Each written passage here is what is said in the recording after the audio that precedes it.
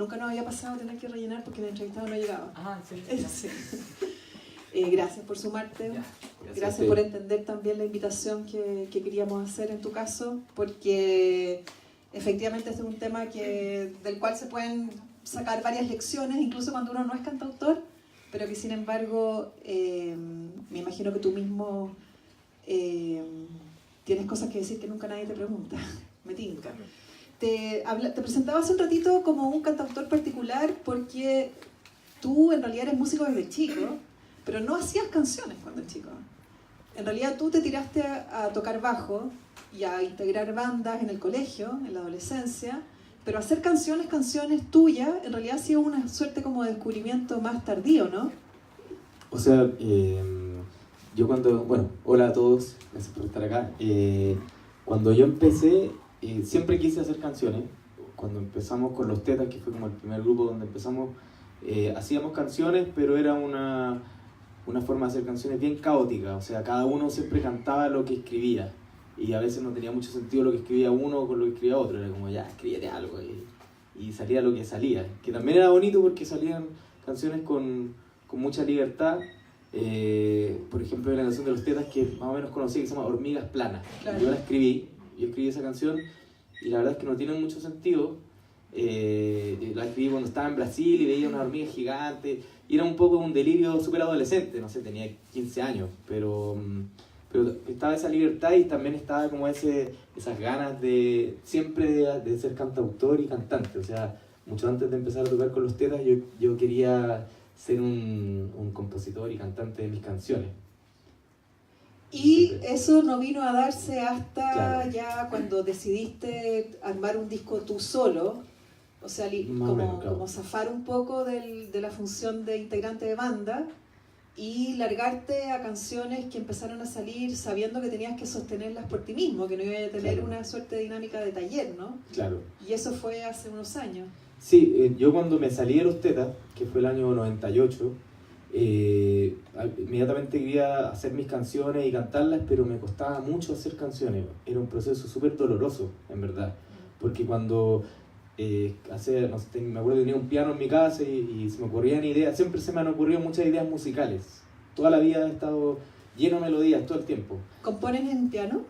A veces en piano, a veces en guitarra, pero en mi casa tenía un piano y me acuerdo de ese momento en que estaba con el piano inventando una idea y la idea musical me encantaba, pero cuando le ponía una letra la encontraba horrible y la letra y lo que ponía en la letra, no sé, me causaba una sensación como que yo era el último de los compositores del mundo, el más malo y lo abandonaba. Entonces me demoré muchos años en superar ese... pudor. Sí, ese pudor. Me demoré mucho tiempo y después, bueno, pasaron, como contaba, mucho tiempo y empecé a hacer una banda con otro compositor que se llama David de Flores, una banda que se llama Esencia.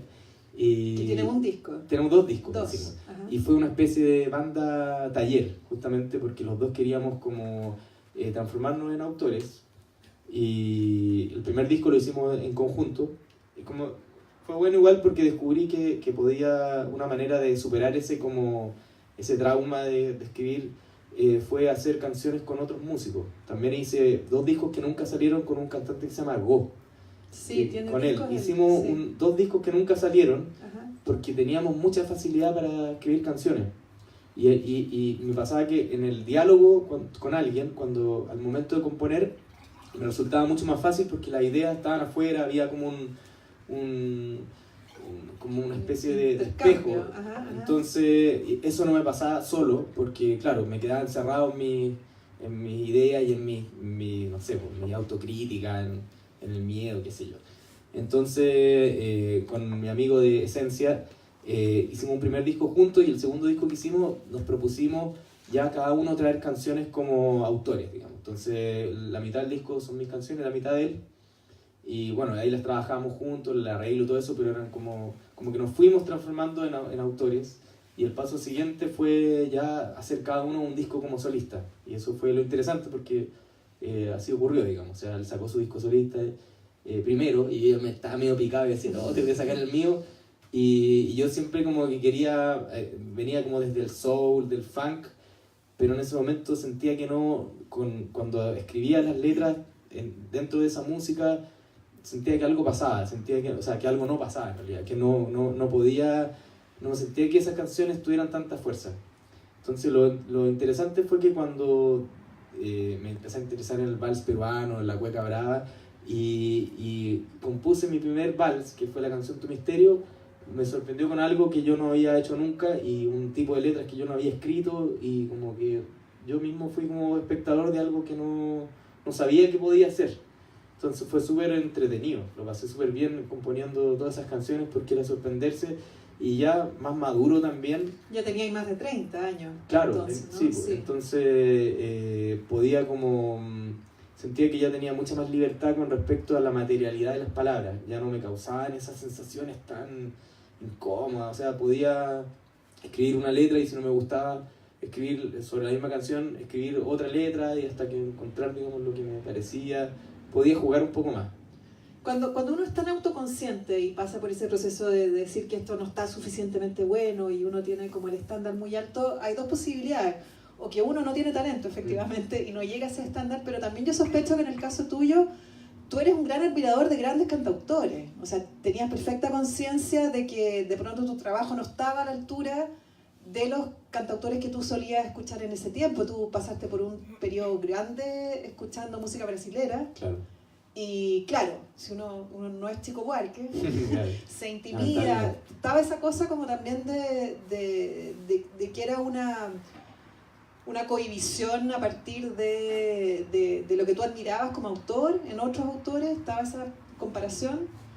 Sí, yo creo que siempre está, pero también está el asunto de que cuando uno saca un proyecto solista, las canciones tienen que ser lo suficientemente potentes para uno, para poder cantarlas en cualquier parte y repetirlas incansablemente.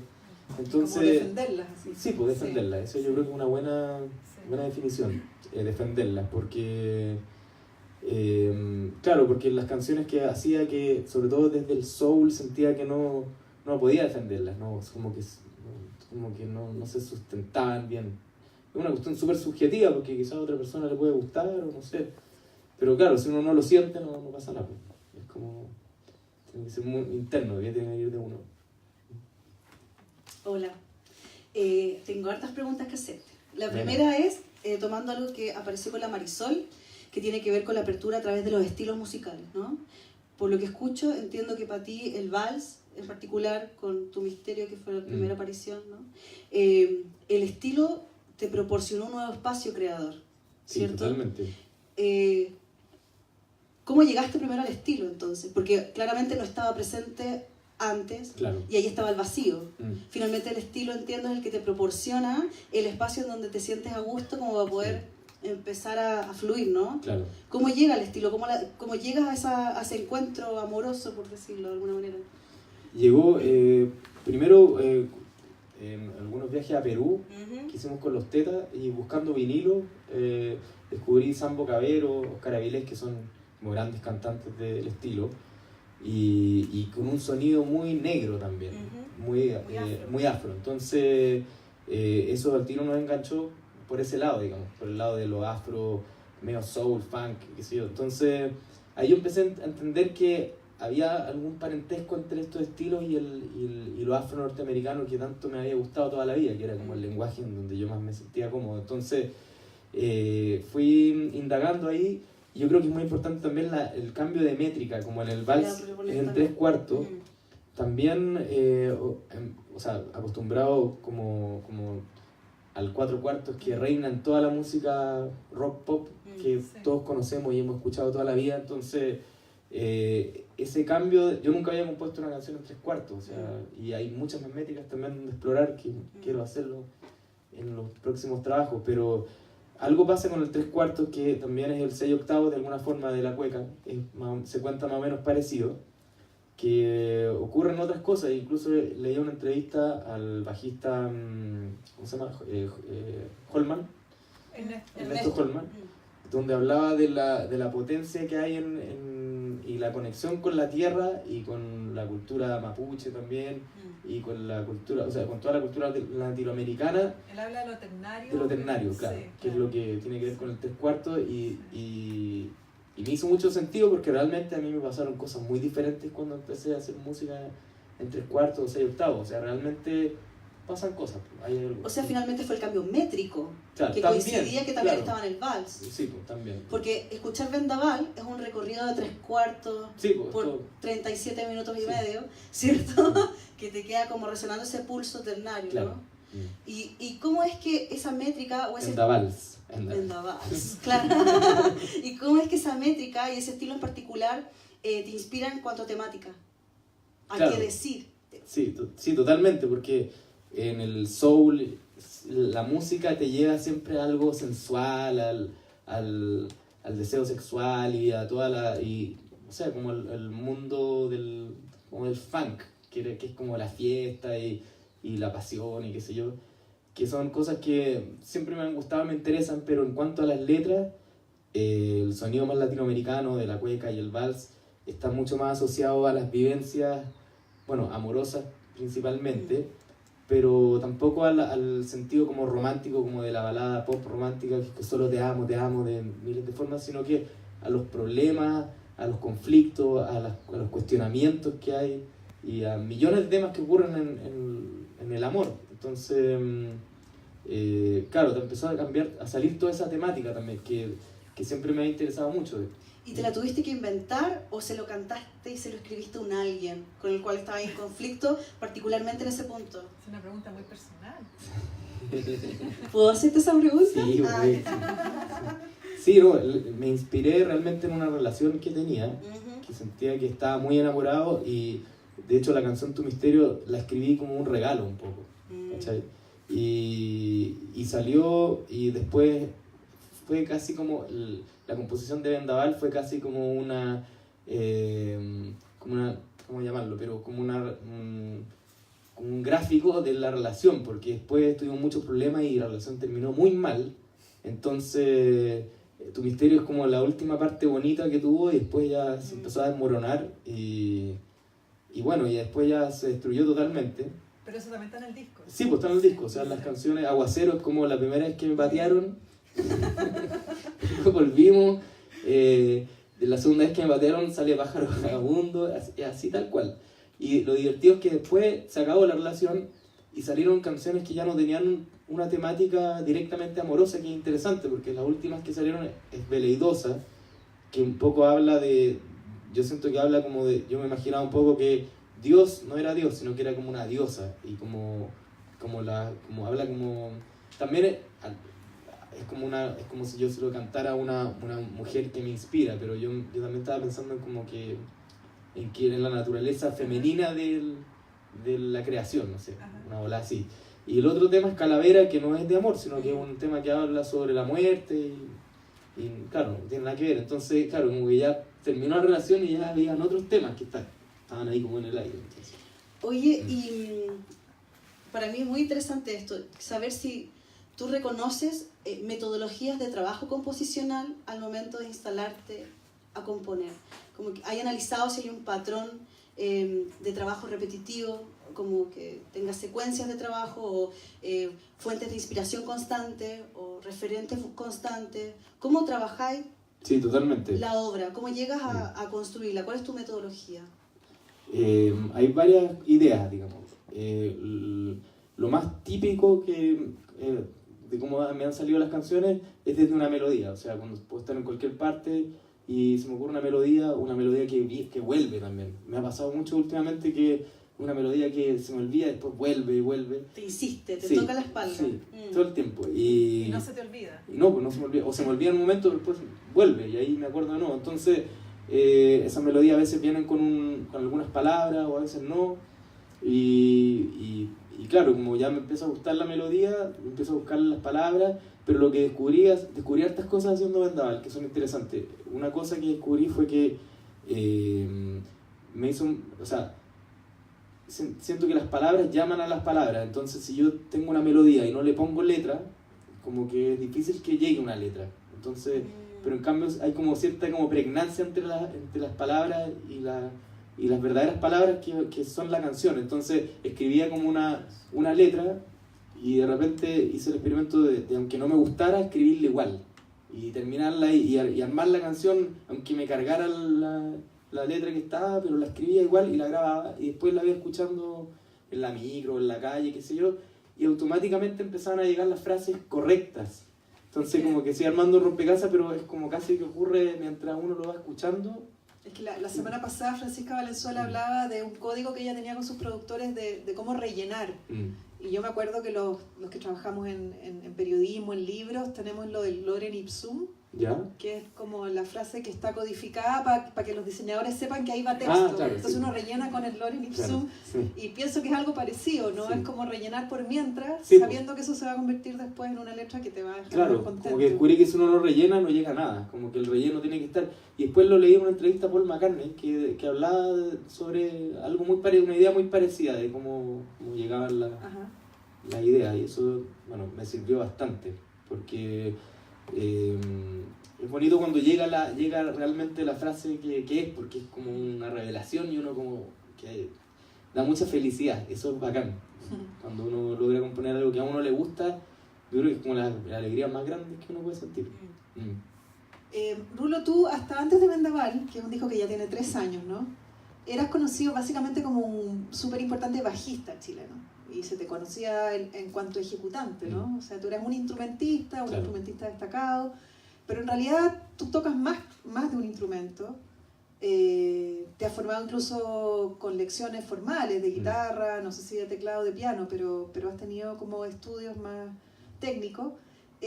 A estas alturas compones sobre qué instrumento. Me interesa cachar si las diferencias de trabajo con los instrumentos al final ha redundado en cambios también en los tipos de composiciones que van saliendo. Hablas del vals peruano, pero la guitarra del vals peruano no es fácil, ¿no? Es Claro, difícil. bueno, yo tampoco me considero un guitarrista de vals peruano, ni un folclorista, ni mucho menos. Pero bueno, toco con músicos que sí lo son, y eso también yo creo que me ayuda mucho también a ir entendiendo el lenguaje que sigo investigando.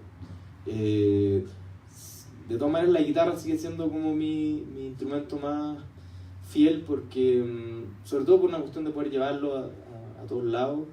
Pero el piano también, yo desde chico también estudié un poco piano, y también he estado estudiando piano cuequero, que me gusta mucho, entonces también es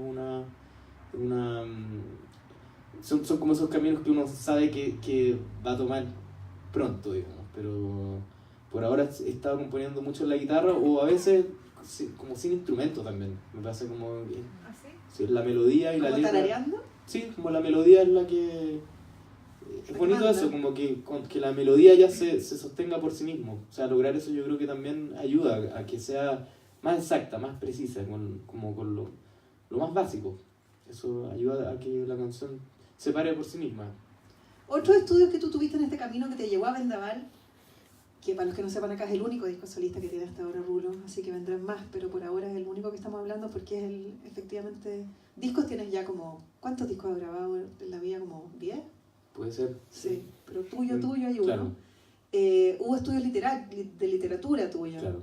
Ahí también hubo un camino para llevarte a un trabajo con las letras, con la composición de versos, que me imagino que no sé si puedes teorizar o puedes explicar, pero que te instaló al menos una idea poética que ciertamente está en el disco, que ha sido muy alabado también por sus letras.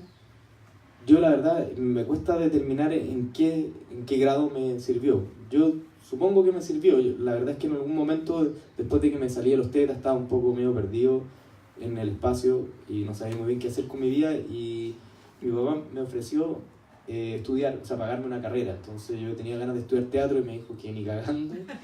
Así que lo que más me interesa, como yo siempre tenía muy claro que quería hacer canciones, tampoco me motivaba a estudiar música en una institución, me daba lata. Y entonces pensé que literatura iba a ser una buena manera de acercarme por lo menos a la materialidad del lenguaje, aunque el estudio de la literatura, por lo menos en la universidad que estudié, que fue la Alberto Hurtado, que era lengua y literatura, entonces una parte de lingüística y una parte de estudios literarios, estaba muy centrado en la teoría de la literatura, no en la creatividad, digamos. Ya. Como, no sé, pues habían otras carreras que eran más enfocadas en la creatividad. Entonces fue un estudio, o sea, tuve que estudiar muchas otras cosas, como, no sé, filosofía, o no sé, o semiótica. Pero, claro, yo creo que en algún punto, de todas maneras, me sirvieron para entrar en el mundo del lenguaje.